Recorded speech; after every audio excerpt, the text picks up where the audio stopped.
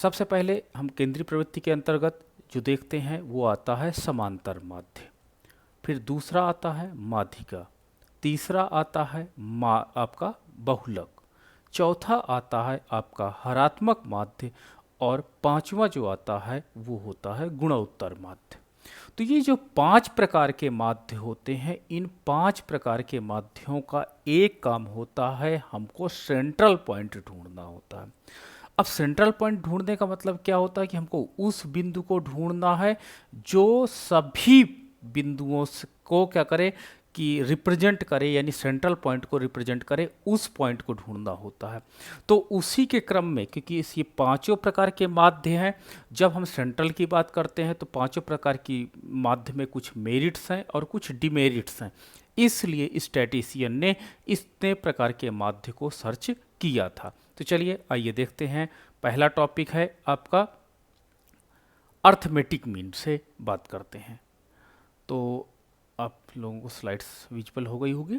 तो जो arithmetic mean की जब हम बात करते हैं तो अर्थमेटिक मीन हमें ये बताता है कि जो हमारे पास सेंट्रल पॉइंट होता है, जस्ट 1 मिनट,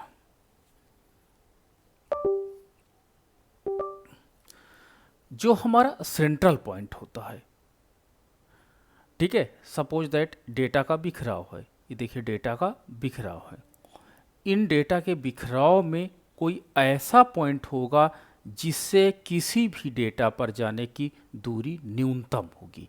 ठीक है, तो इन डेटा के जब बिखराव की हम बात करते हैं तो इसमें से कोई ऐसा पॉइंट होता है जिस पर क्या हो जाते हैं कि किसी भी बिंदु पर जाने की दूरी न्यूनतम होती है, तो उस पॉइंट को हम लोग सेंट्रल पॉइंट के रूप में जानते हैं।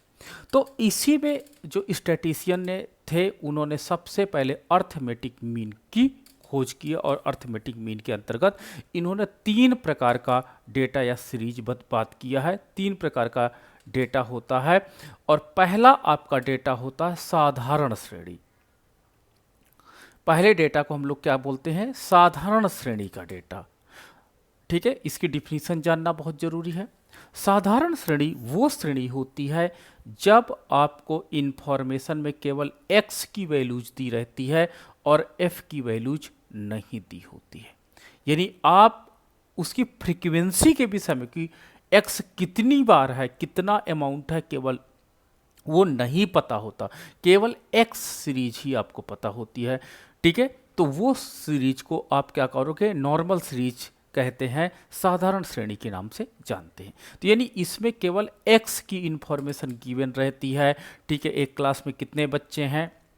10 बच्चे हैं। ठीक है, उनकी हाइट क्या है, इनके विषय में हम नहीं बता सकते हैं।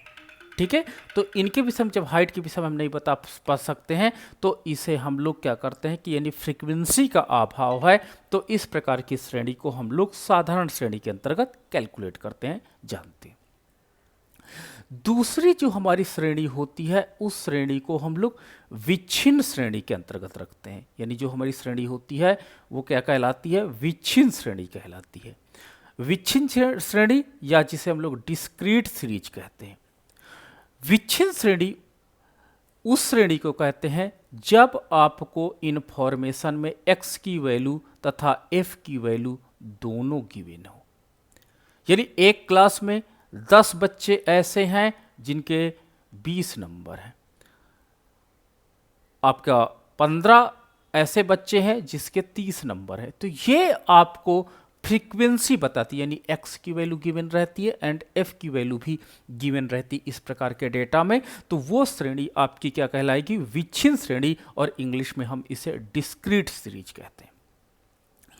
अब हमारे पास तीसरा प्रकार का डेटा होता है जिसे हम अविच्छिन्न श्रेणी कहते हैं।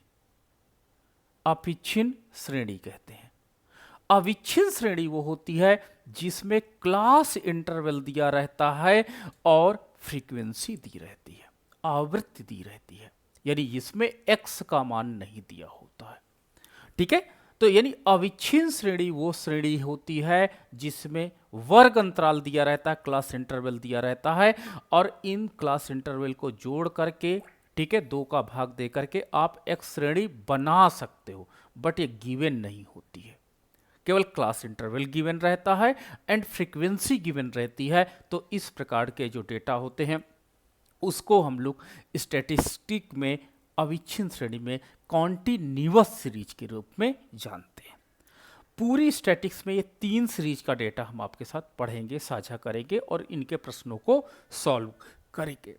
तो सबसे पहले जस्ट क्विक रिवीजन हम कर लेते हैं। पहला आपका हो जाता है साधारण श्रेणी, ठीक है, नॉर्मल आपके पास सीरीज है, ठीक है। साधारण श्रेणी जिसमें केवल x की इंफॉर्मेशन दी जाती, केवल x गिवन होता है, उसे हम लोग साधारण श्रेणी कहते हैं, ठीक है। दूसरा हमारे पास विच्छिन्न श्रेणी, विच्छिन्न श्रेणी, और विच्छिन्न श्रेणी वो श्रेणी होती है जिसमें केवल x तथा f दिया रहता है, यानी x की वैल्यू तथा f की वैल्यू दी जाती। और तीसरा जो हमारे पास है वो अविच्छिन्न श्रेणी है, और अविच्छिन्न श्रेणी के अंतर्गत हमको क्लास इंटरवल तथा फ्रीक्वेंसी गिवन होती है।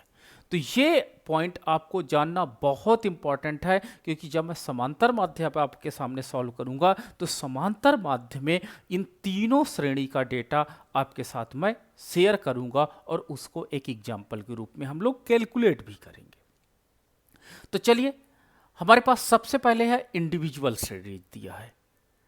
इंडिविजुअल सीरीज, इंडिविजुअल सीरीज का जो फार्मूला होता है समांतर माध्य निकालने का, अर्थमेटिक मीन निकालने का, इसे हम लोग x के ऊपर लाइन खींच देते हैं और इसे हम x बार भी बोलते हैं। तो यानी जब हम अर्थमेटिक मीन की गणना करते हैं तो x के ऊपर बार सिंबल लगा देते हैं, तो that is called arithmetic mean.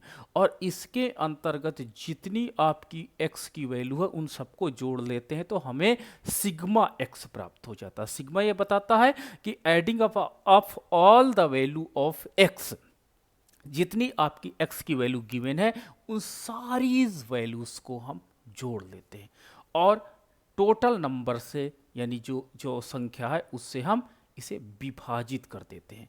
तो ये आपका साधारण श्रेणी का इंडिविजुअल सीरीज का फार्मूला बन जाता है और इस फार्मूले के बेस पर हम लोग सॉल्यूशन को फाइंड आउट कर सकते हैं। अब हमारे पास दूसरा है विच्छिन्न श्रेणी। विच्छिन्न श्रेणी का फार्मूला क्या होगा? अर्थमेटिक मीन कैसे निकालेंगे विच्छिन्न श्रेणी का? तो अर्थमेटिक मीन निकालने के लिए वही x bar equal to sigma f into X, sigma f into X bracket में कर लो, यानी f और x का आपस में गुणा कर दो, जो फ्रीक्वेंसी दी है उसको ऐड कर लो और उसके बाद n से भाग दे दो। n से भाग देने पर आपको अर्थमेटिक मीन पता चल जाएगा। तीसरा आपके पास है अविच्छिन्न श्रेणी का। तो अविच्छिन्न श्रेणी का जब हम कैलकुलेट करते हैं तो अर्थमेटिक मीन निकालने के लिए हम लोग क्या करते हैं, x बार कर देते हैं और इसमें भी वही ऊपर वाला फार्मूला आ जाता है f into x upon N, यानी इन दोनों में सिमिलरिटी पाई जाती है, यानी इसका फार्मूला दोनों का सेम होता है। ठीक है, तो चलो हम तीनों श्रेणी का एक एक एग्जाम्पल लेकर के आपके साथ वर्क करेंगे और देखेंगे कि कैसे हम लोग अर्थमेटिक मीन की गणना कर सकते हैं। एक क्लास है, उस क्लास में ए बच्चा है जिसको एक टेस्ट हुआ 20 नंबर का टेस्ट, उसमें उसको 19 नंबर मिले। एक बी बच्चा है, उसको 15 नंबर मिले। सी बच्चा है, उसको 20 नंबर मिले। डी बच्चा है, उसको 15 नंबर मिले। ई है और उसको 11 नंबर मिले और एफ स्टूडेंट है, उसको 10 नंबर मिले। तो ये स्टूडेंट्स हैं और ये उसके मार्क्स हैं। ठीक है, तो यानी मुझे केवल स्टूडेंट की एक इंफॉर्मेशन पता है, दैट इज एक्स पता है कि ए ने 19 नंबर पाए, बी ने 15, सी ने 20 और डी ने 15 और ई ने 11 तथा एफ ने 10 मार्क्स पाए हैं। तो इसको जब हम लोग गणना करते हैं, अर्थमेटिक मीन अब हमको निकालना है, तो अर्थमेटिक मीन का फार्मूला होता है कि सिग्मा एक्स अपॉन एक हो। तो सिग्मा एक्स निकालने के लिए इन सारी वैल्यूज को आपको जोड़ना पड़ेगा। चलिए जोड़ते हैं, तो इन सारी वैल्यूज को जोड़ते हैं तो 9 5 14, 14 5 19, एक 20, 0 2 एक 3 4 5 6 7 8 9, यानी 90 आता है इसका जोड़। ठीक है, 90 आता है। और कितने स्टूडेंट है क्लास में? 1 2 3 4 5 6, यानी 6 स्टूडेंट हैं क्लास में। तो अर्थमेटिक मीन निकालना, अर्थमेटिक मीन को हम लोग एवरेज के नाम से भी जानते हैं, यानी 90/6 हो जाएगा। अब आप इसको काट सकते हो, 3 त्रिका 9 और 3 दूनी 6, 30/2 यानी 15। अर्थमेटिक मीन जो आता है x बार, या अर्थमेटिक मीन जिसको आप कहते हो, तो अर्थमेटिक मीन की वैल्यू कितनी है? 15 हो जाती है। अब इसकी पहचान कैसे करोगे कि हमारा आंसर सही है या आंसर हमारा गलत है? देखो, अगर ये चीज हमको पहचान का पता चल जाए, कोई अनुमान मेथड हो जाए कि नहीं हम आंसर के आसपास हैं, तो दैट इज वेरी गुड। तो याद रखना, जो आपके x का डेटा का बिखराव है, चाहे वो साधारण श्रेणी हो, चाहे वो विच्छिन्न श्रेणी हो, चाहे वो अविच्छिन्न श्रेणी हो, तीनों प्रकार के डेटा में x में चले जाना, और x का जो मिड पॉइंट होगा वो 15 होता है, और इसका सबसे लोअर वैल्यू निकाल लेना। तो लोअर वैल्यू कितनी है? 10, और सबसे हाईएस्ट वैल्यू कितनी है? 20। तो 10 और 20 सबसे मिनिमा वैल्यू और एंड सबसे मैक्सिमा वैल्यू, इन दोनों वैल्यूज को आप जोड़ के 2 से भाग दे दो। ठीक है, इन दोनों वैल्यूज को जोड़ने के बाद 2 से भाग दे दो, ये आया 15। तो देखो, हमारा आंसर भी 15 के पास है, और ये मेथड है, यानी सबसे मिनिमा और सबसे मैक्सिमा को जोड़ने के बाद 2 से भाग दे दो, आपको अर्थमेटिक मीन के आसपास आंसर के पास लेकर के जाएगा। लेकिन ये केवल अनुमान मेथड है चेक करने का। ठीक है, इससे आप एग्जाम में तुरंत देख सकते हो कि मेरा आंसर करेक्ट है, करेक्ट के आसपास है या नहीं है, ऐसे हम लोग कैलकुलेट कर सकते हैं। ठीक है, तो मुझे लगता है कि इंडिविजुअल सीरीज सभी को समझ में आ गई होगी। साधारण श्रेणी कहते हैं जिसको, इंडिविजुअल सीरीज इंग्लिश में कहते हैं। तो इस प्रकार हम इसकी गणना कर सकते हैं।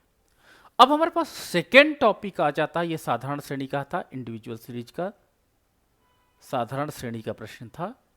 तो साधारण श्रेणी का प्रश्न हमने कर लिया पहला। अब हम बात करते हैं दूसरे प्रश्न की। दूसरा जो हमारा प्रश्न है, वो प्रश्न हम सॉल्व करने जा रहे हैं विच्छिन्न श्रेणी का,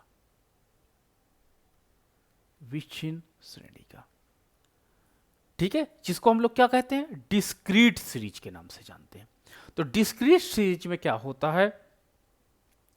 डिस्क्रीट सीरीज वो सीरीज होती है जब हमारे पास x तथा f दोनों की वैल्यू दी गई हो, x and f both are given.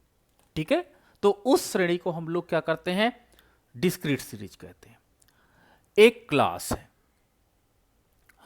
उसमें मार्क्स हैं, नंबर हैं, और पाने वाले स्टूडेंटों की संख्या फ्रीक्वेंसी है। क्लास में 10 नंबर पाने वाले कितने स्टूडेंट थे? 10 नंबर पाने वाले 12, या कर दो तो 6 स्टूडेंट थे। 20 नंबर पाने वाले कितने स्टूडेंट थे? 20 नंबर पाने वाले स्टूडेंट 5 थे। 30 नंबर पाने वाले कितने स्टूडेंट थे? 8 थे। 40 नंबर पाने वाले कितने स्टूडेंट थे? 7 थे। 50 नंबर पाने वाले कितने स्टूडेंट थे? 3 थे। तो ये एक क्लास का डेटा दिया गया। ठीक है, एक क्लास में डेटा दिया गया है। मार्क्स को हम लोग एक्स में नोट करते हैं, और उनकी आवृत्तियां दी गई हैं, फ्रीक्वेंसीज दी गई है कि क्लास में 10 नंबर पाने वाले कितने स्टूडेंट हैं? 6। 20 नंबर पाने वाले कितने स्टूडेंट हैं? 5। 30 अंक पाने वाले कितने स्टूडेंट हैं? 8। 40 अंक पाने वाले कितने स्टूडेंट हैं? 7। और 50 अंक पाने वाले कितने स्टूडेंट? 3 हैं। यानी जब आपका डेटा, देखो ये डेटा छोटा डेटा होता है, तो उस डेटा को हम लोग क्या करते हैं? साधारण श्रेणी से कैलकुलेट करते हैं। जब डेटा का साइज बढ़ जाता है, तो उस डेटा का साइज बढ़ने के बाद हम लोग क्या करते हैं कि उसको हम विच्छिन्न श्रेणी के मेथड से सॉल्व करते हैं। अब हम लोग क्या करते हैं? मेरा फार्मूला क्या कहता है? फार्मूला कहता है कि arithmetic mean x bar equal to sigma f into x upon n। ये फार्मूला है, sigma f into X. f into X, तो f इंटू एक्स को, हाँ यानी f को x से मल्टीप्लाई कर देते हैं। तो 10 छक्का 60, 20 पंचे 100, 8 त्रिक 24, सचौक 28, पांते 15। इन दोनों को देखो आपस में मल्टीप्लाई हमने कर दिया, तो क्या निकल कर आया हमको टेबल, f इंटू एक्स की टेबल जनरेट हो गई। अब हम लोग क्या करते हैं, इनको ऐड कर देते हैं, तो आपका हो जाएगा sigma f into X equal to, आपका हो जाएगा पहले 0, पीछे 4 10, 8 18, 18 5 23, 3 2 3 4 5 6 7 8, 830 हो जाता है। ठीक है, तो ये सिग्मा एफ एक्स यानी एफ एक्स की टेबल को जोड़ने के बाद हमको सिग्मा एफ एक्स मिल जाता है। अब हम यहाँ पर फ्रीक्वेंसीज की बात करते हैं, तो इसमें हम सिग्मा एफ की बात निकाल लेते हैं। तो 6 5 11, 11 8 19, 19 7 26, 27 28 29, ये आपका हो जाता है 29। तो ये सिग्मा एफ को ही हम लोग एन बोलते हैं, यानी नंबर क्या है, सिग्मा एफ ही होता है। चलो वैल्यू पुट कर देते हो, तो अर्थमेटिक मीन इक्वल टू 830 बटे 29। अब 830 को अगर 29 से डिवाइड कर दोगे तो आपको वैल्यू पता चल जाएगी कि जो इसकी वैल्यू कितनी है, अर्थात आपका अर्थमेटिक मीन का इस सीरीज के साथ अर्थमेटिक मीन की वैल्यू क्या है। तो चलिए इसको हम लोग डिवाइड करते हैं, तो आपके पास है 830 बटे आपका 29 है। ये कैलकुलेट होने के बाद आपका जो अर्थमेटिक मीन निकल करके आएगा वो 28.62 आया। ये 28.62 है, तो ये अर्थमेटिक मीन की वैल्यू है। अब हमारे पास प्रश्न वही है कि क्या सर ये आंसर हमारा सही है या गलत है। ठीक है, तो वही अनुमान विधि का प्रयोग करिए। सबसे पहले आप मार्क्स में जाइए, मिनिमा वैल्यू को सिलेक्ट करिए, मैक्सिमा वैल्यू को सिलेक्ट करिए, दोनों को जोड़ दीजिए, 10 + 50/2। ठीक है, आपके पास कितना हो जाएगा, 60/2 यानी 30। देखो 30 के आसपास ही है आपका 28.62। बहुत एक्यूरेट आंसर नहीं देता, लेकिन आपको अनुमान मेथड से ये पता चल जाता है कि मेरा आंसर सही है या गलत। तो ये आंसर चेक करने का एक शॉर्टकट मेथड है कि हम आंसर के आसपास हैं या नहीं है। ठीक है, तो आंसर मेरा 28.62 है, यानी आंसर मेरा करेक्ट है। ठीक है, तो इस तरह हम लोग क्या करते हैं, विच्छिन्न श्रेणी का डेटा निकाल सकते हैं, कैलकुलेट कर सकते हैं। चलिए अब आते हैं हम लोग, तीसरा हमारा जो टॉपिक बन जाता है, वो तीसरा टॉपिक हमारा हो जाता है अविच्छिन्न श्रेणी में कैसे कैलकुलेशन करते हैं। ठीक है, तो अविच्छिन्न श्रेणी के अंतर्गत देखते हैं कैसे कैलकुलेट किया जाता है।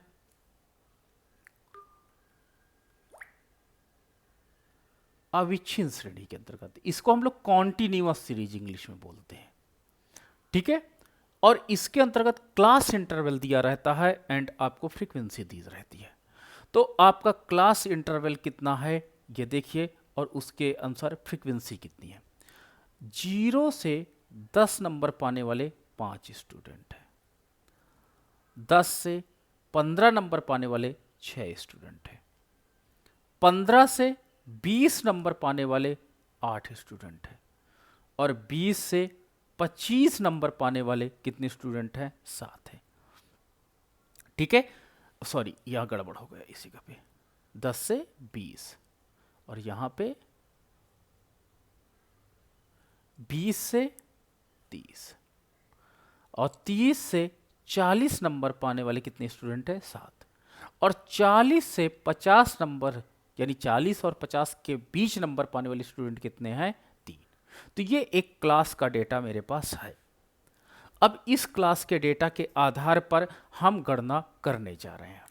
तो कैसे गणना करेंगे, तो सबसे पहले क्या करते हैं कि आपको x निकालना होगा, और x निकालने के लिए आपको क्या करना पड़ेगा, इन दोनों वैल्यूज को, इसमें जो 0 है और 10, इन दोनों क्लास इंटरवल की वैल्यूज को, इसमें एक मिनिमा वैल्यू होती है एक मैक्सिमा, इन दोनों को जोड़ के 2 से भाग दे दो। तो 0 को 10 में जोड़ेंगे तो 10 आएगा, 2 से भाग देंगे तो 5 आ जाएगा। इन दोनों को जोड़िए, 10 और 20 को जोड़िए 30, 2 से भाग दीजिए 15, 20 और 30 जोड़िए 50, 2 से भाग दीजिए 25, 40 30 70, 2 से भाग दीजिए 35, ये कितना हो जाएगा 90, और भाग दीजिए 2 से 45।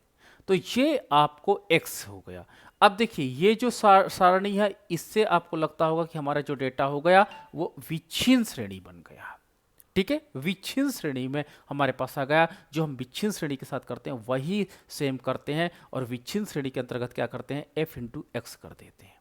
ठीक है, तो 5 से मल्टीप्लाई तो 25 हो जाता है, 15 छक्का 90 हो जाता है, और 25 अट्ठे 200 हो जाता है, और 35 सत्ते 7 पना 35, और 7 दूं 17 21, और 21 3 24। ठीक है, और ये हो जाएगा 3 पचे 15, और 3 चौक 12 1 13।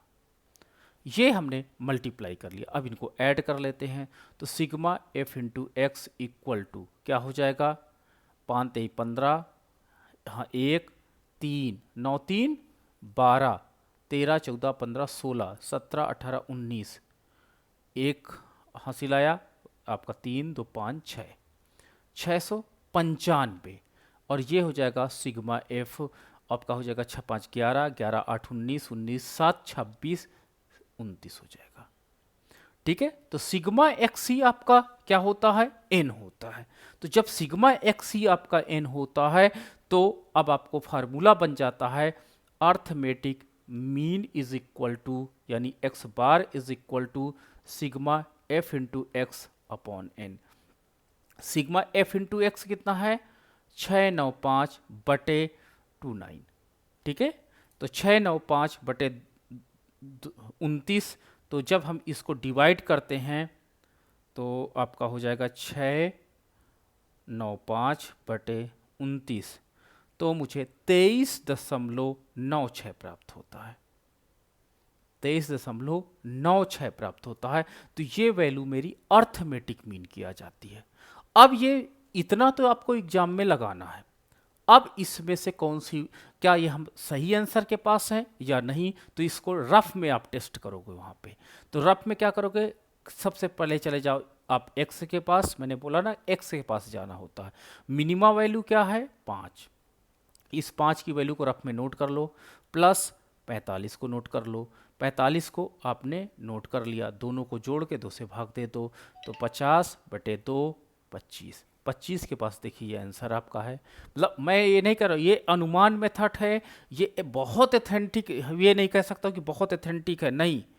आपको कभी कभी बच्चों को क्या होता है कि एक मोटा मोटा जानकारी मिल जाए कि मेरा आंसर सही है गलत, उसकी जानकारी ये प्रदान करता है। ठीक है, तो उसके लिए हम लोग ये इस मेथड का प्रयोग कर लेते हैं, तो उसके लिए ये थोड़ा सा अच्छा मेथड के हम लोग रूप में जान सकते हैं।